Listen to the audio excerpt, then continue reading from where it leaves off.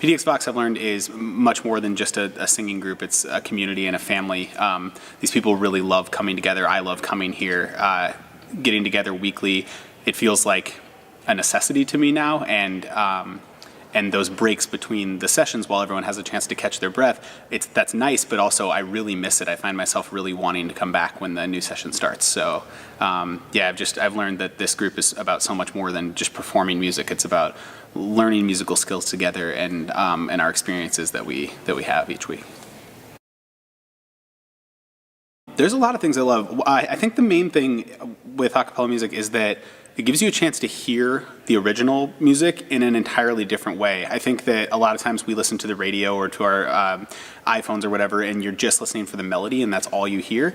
But if you're like a tenor and you're singing a guitar part or you're singing a violin part, you might hear something in the music that you've never actually heard. I think it can actually make you appreciate the original song even more because you're hearing all these cool arrangement things that the original group did that hopefully we transfer into the a cappella experience. Couple of things.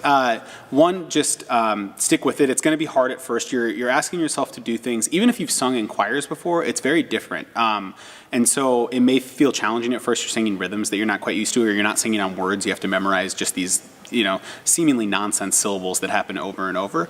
But to try to hear your part as part of the greater whole, and I think it makes a little bit more sense. We were talking earlier about how sometimes like you could get stuck singing one note for 16 bars in a row, and how in isolation, in a vacuum, that part might seem really boring, but when you think of how that part stays the same while everything else is moving around it, it's actually a really beautiful part. And so just trying to hear how you fit into the group and then just sticking with it on those times when it's pretty challenging. I don't. I hear that a lot too in all the work that I do. A lot of adults who say, oh, when I was a kid, my choir teacher told me that I can't sing, or my parents said I shouldn't sing. I think that some people maybe have more natural talent that they're given at the beginning, but we can all work towards being able to sing on tune, sing in pitch, sing in time, all those things. And it just takes practice. It's like any other skill. You wouldn't expect someone to walk into the kitchen and just be able to cook you a 5-course gourmet meal, but over practice and developing their palate and things like that, then they get a chance to do that. So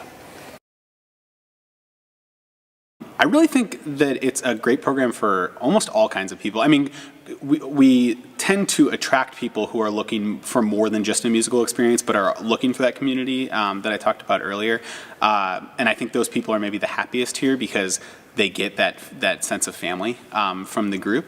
But in terms of like musical skill levels, I think that it can work across the board. I think that if you're a very beginning musician, then you get a lot of help in learning your parts and a lot of extra things like the sound files and all of those kinds of things. And if you're a very advanced musician, you have opportunities to go, a step beyond. You could, try solos, or maybe have a chance to lead a sectional during a rehearsal, or kind of be that go-to person for your section that people sort of listen to because you've really got your part. You're the rock. So there's this wide spectrum that I think it can really, really work for.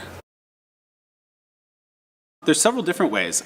We teach them during our rehearsals, and sometimes we're sitting at the piano, or sometimes we'll just come and sing with a group. We'll sing it, have them sing it back, or we'll all work on it together.